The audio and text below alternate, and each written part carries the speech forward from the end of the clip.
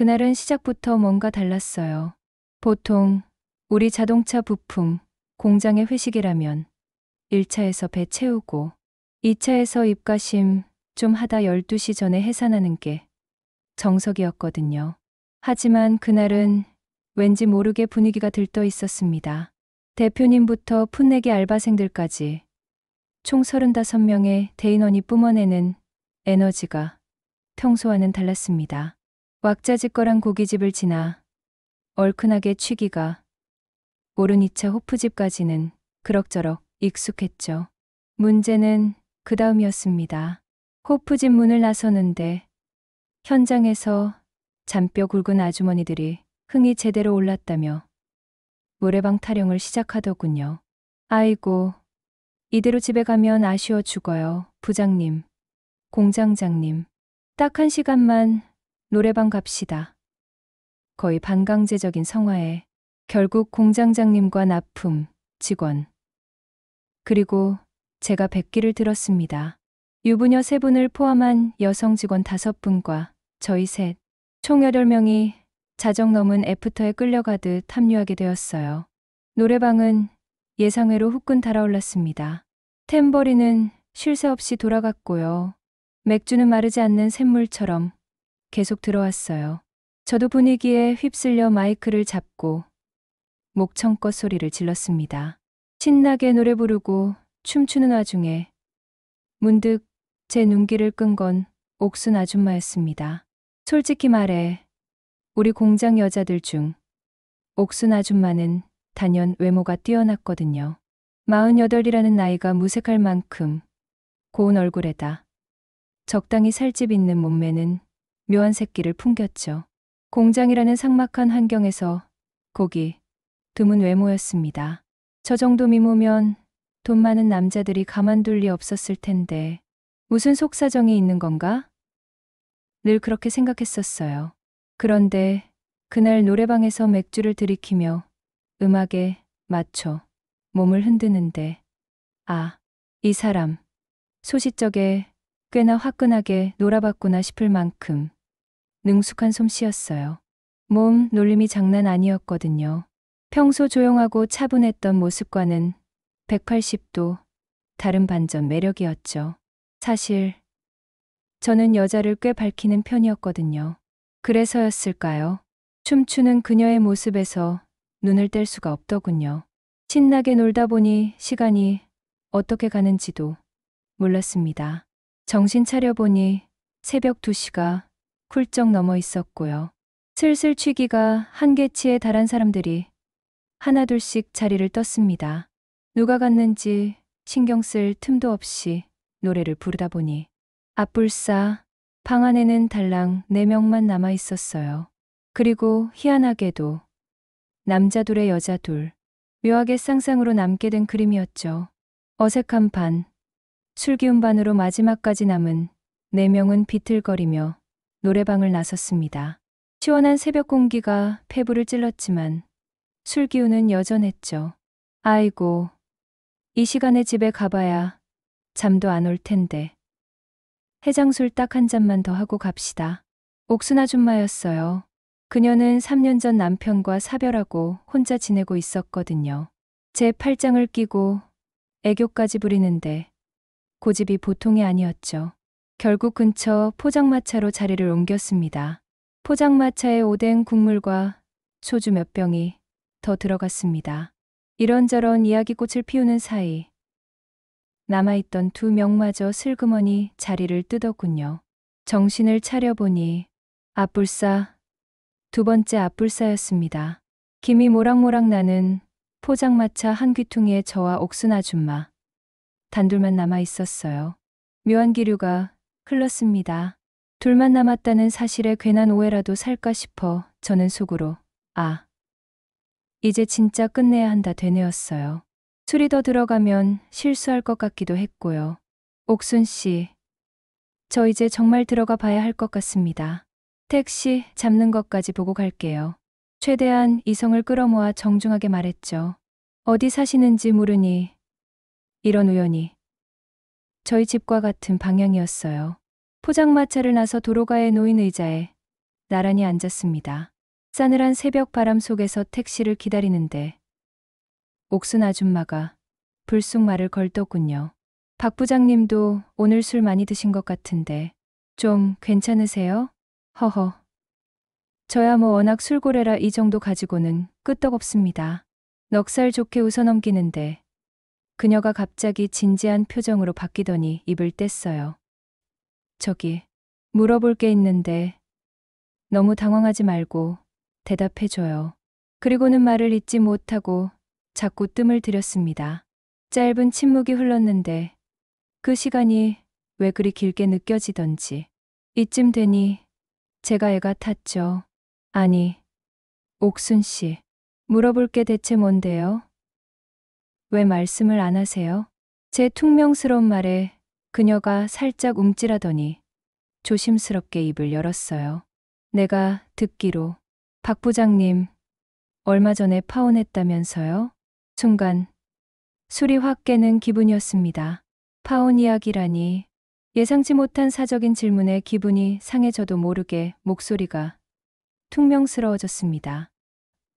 네, 그런데요?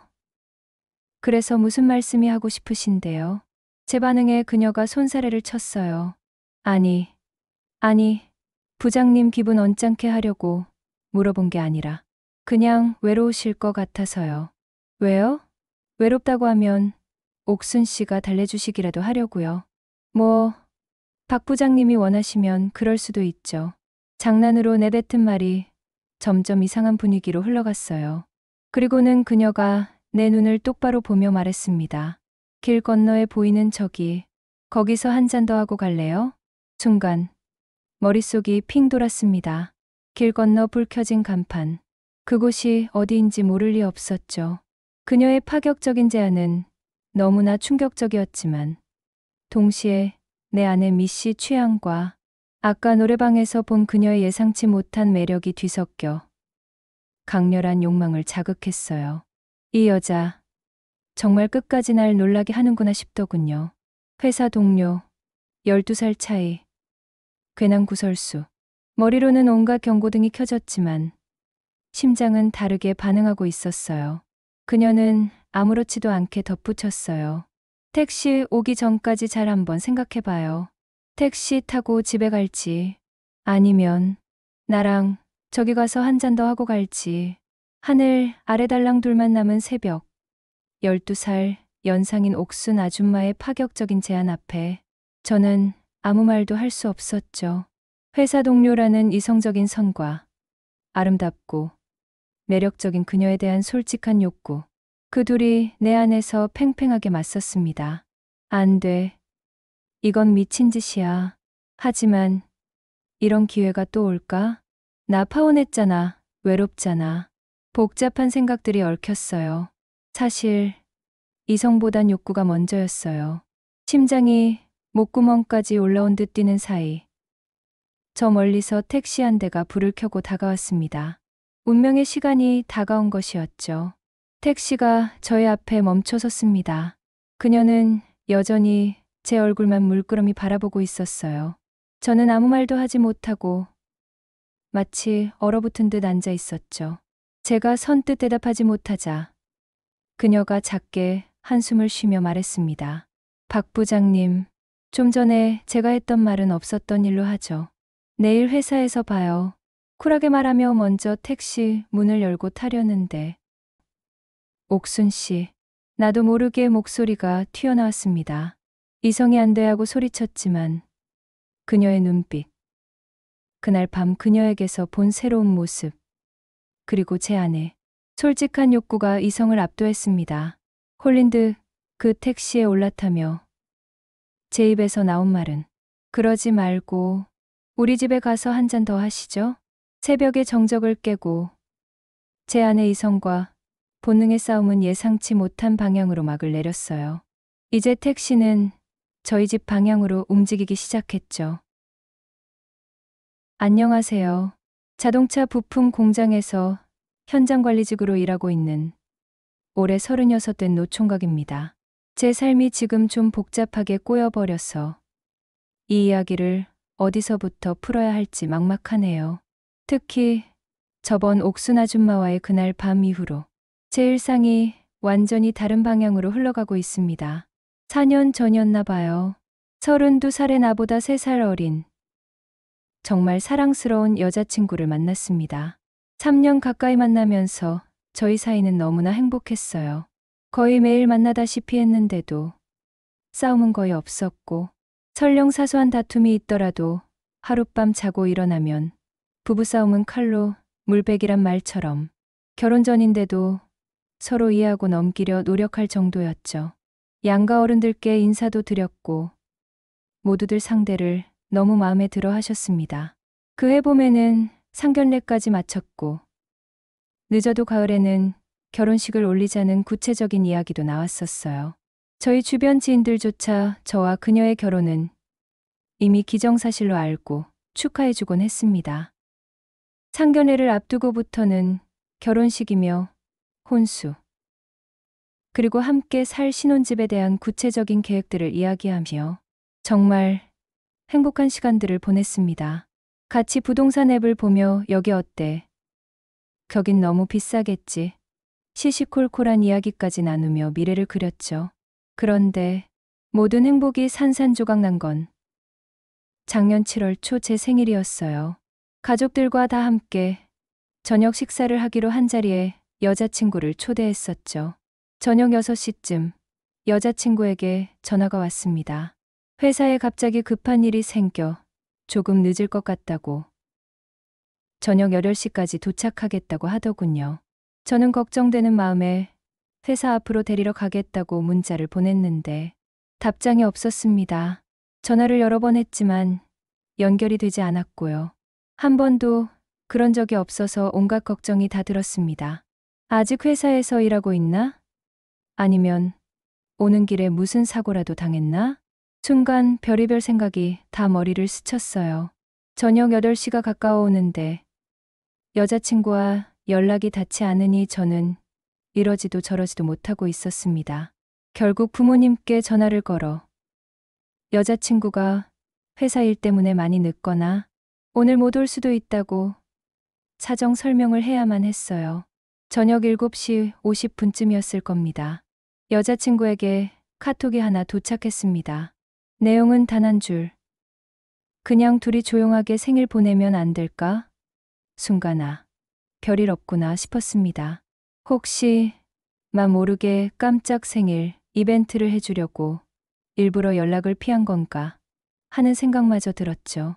그래서 부모님께는 친구들이 저 몰래 생일 이벤트를 준비해서 급히 가봐야 할 것 같다고 둘러대고는 서둘러 여자친구가 있는 곳으로 향했습니다. 약속 장소에 도착해서 만나자마자 왜 연락이 되지 않았냐고 물었어요.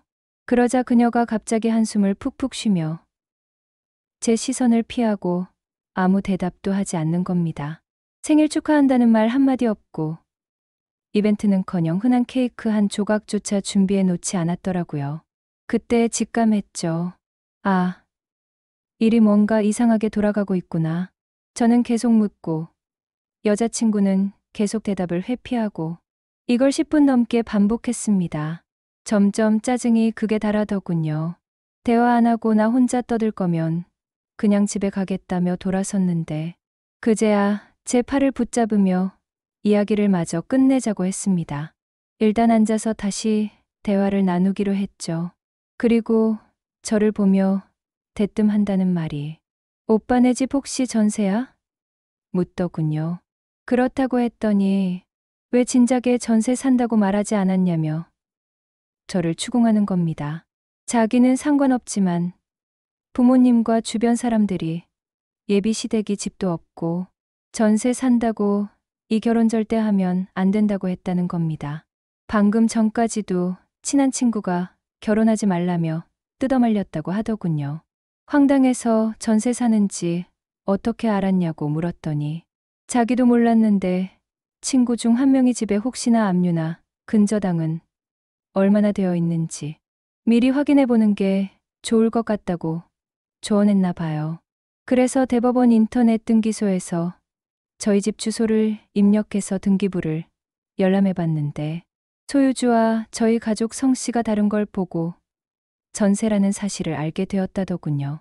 이야기의 결론은 이 결혼은 할 수 없으니 이대로 헤어지자는 것이었습니다. 저한테는 너무 미안하지만 자신이 없답니다. 결혼은 현실이라며 신혼집을 전세자금 대출 받아 시작하는 것부터 마음에 들지가 않는데요. 서로 잘 지내라는 말을 끝으로 그렇게 허무하게 헤어지기로 했습니다. 서로를 너무나 사랑하고 서로에 대한 믿음이 태산 같다고 생각했는데 본가가 전세 산다는 이유로 신혼집을 전세자금 대출 받아 시작한다는 이유로 헤어지자니 결국 그 사람은 사랑보다는 조건이 먼저였던 거죠. 모든 게 무너지는 듯한 기분이었습니다. 제가 알던 사람, 제가 믿었던 관계가 한순간에 신기루처럼 사라진 기분이었어요. 며칠 뒤 현실을 인정할 수 없어 우리 진짜 헤어진 거 맞냐고 카톡을 보냈더니 맞아라는 두 글자만 답장으로 오더군요. 그 두 글자가 저를 완전히 무너뜨렸습니다. 한동안 삶의 깊은 외로움 속에 잠겨 허우적대고 있었습니다. 그러다 마치 운명처럼 옥순 씨를 만나게 된 거였어요. 사실 그녀와 보낸 하룻밤은 전혀 예상치 못했지만 참 좋았습니다. 그저 스쳐 지나가는 인연이겠거니 생각했었는데 그녀는 나의 메마른 일상에 촉촉한 빛처럼 스며들더군요. 이후 저의 외로움을 씻겨주기에 충분했으니깐요. 아니, 그 이상이었죠. 마치 모에 홀린 듯 저는 거의 매일 그녀를 만나 데이트를 하곤 했어요. 옥순 씨에 대해 조금씩 알아갈수록 저는 더 깊이 빠져들었습니다. 그녀는 남편과 사별 후 홀로 세 아이를 키우고 있는 과부였습니다. 타고난 미모 덕에 주변에서 끊임없이 중매, 제안이 들어왔다는 이야기는 전혀 놀랍지 않았습니다. 그럴 수밖에 없었거든요. 하지만 그녀는 죽은 남편과의 약속, 아이들이 대학을 졸업할 때까지는 재혼하지 않겠다는 그 약속을 굳건히 지키고 있었습니다. 연애는 하되 재혼은 안 한다고 하더라고요. 보기와는 참 지조 있고 강단 있는 여자였어요. 하지만 현실적인 문제는 분명히 존재했습니다. 30이 훌쩍 넘은 총각인 저와 아이 셋 딸린 과부인 그녀. 세상 물정 모르는 제가 봐도 우리의 조합은 어쩐지 위태로워 보였거든요. 그래도 그녀가 좋았기에 우리는 남들의 시선을 피해 조심스럽게 하지만 뜨겁게 만남을 이어갔죠. 문제는 언제나 예상치 못한 곳에서 터지는 법이었습니다. 그렇게 우리가 몰래 만나온 지 6개월이라는 시간이 어떻게 흘렀는지 모를 만큼 우리는 서로에게 깊숙이 스며들었습니다. 그리고 그 사이 공장이란 곳의 입소문은 무섭도록 빨랐죠. 우리가 그렇고 그런 사이다. 단순한 엔조이다. 아니다, 진지한 연인 사이다. 온갖 억측과 소문이 걷잡을 수 없이 퍼져나가기 시작했습니다. 순식간에 퍼지더군요. 공장이라는 곳이 소문이 얼마나 빠른지 아시죠? 소문이 회사 전체에 파다하게 퍼졌다는 것을 알게 되었을 때 저는 얼어붙었습니다. 당황했고 앞으로 어떻게 해야 할지 막막했습니다. 덜덜 떨리는 목소리로 그녀에게 물었습니다. 우리 앞으로 어떻게 하면 좋겠소? 하지만 그녀는 놀랍도록 담담했습니다. 전혀 동요하는 기색 없이 나의 불안한 눈동자를 지그시 바라보며 말했습니다. 이왕 이렇게 된 거 제대로 된 연애 한번 해보는 건 어때요? 그녀의 말에 저는 또다시 얼어붙었습니다. 이번에는 당황스러움과 함께 복잡한 감정이 밀려왔습니다. 머릿속은 온통 혼란스러웠죠. 총각과 과부의 관계, 새 아이의 엄마와 결혼 한 번 안 해본 남자, 주변의 시선, 수군거림. 일에 대한 막막함이 쓰나미처럼 밀려왔습니다. 이 관계를 계속하는 것이 맞는가? 여기서 멈춰야 하는 것은 아닐까? 수많은 고민과 망설임이 밤새 저를 괴롭혔어요. 이대로 그녀를 잃고 싶지 않다는 마음과 현실의 벽 앞에서 망설이는 마음이 끊임없이 충돌했습니다. 그녀와 함께한 지난 6개월은 제 인생 가장 행복한 시간이었다는 것을. 그녀의 따뜻함과 미소, 그녀의 담담한 강인함 없이는 다시 외로움 속으로 침잠할 것 같다는 두려움이 저를 붙잡았거든요. 무엇보다 그녀가 좋았습니다. 너무나도. 이대로 그녀와 헤어지는 것은 상상조차 할 수 없었죠. 결국 저는 이성적인 판단이나 현실적인 계산보다 그녀를 향한 마음의 소리에 따르기로 했습니다. 주변의 시선이 어떻든, 미래가 어떻든, 지금 이 순간, 그녀가 저에게 얼마나 소중한 존재인지 깨달았기 때문이었습니다. 고민 끝에 내린 결정은 어쩌면 무모할지 모르지만 그녀가 좋아서 그녀 없이는 안 될 것 같아서 내린 진심이었어요. 그렇게 우리는 정식으로 연애를 시작하기로 결정했습니다. 세상의 편견과 싸워야 할지도 모르는 길이었지만 그녀와 함께라면 어떤 시련도 이겨낼 수 있을 것 같다는 용기가 생겼습니다.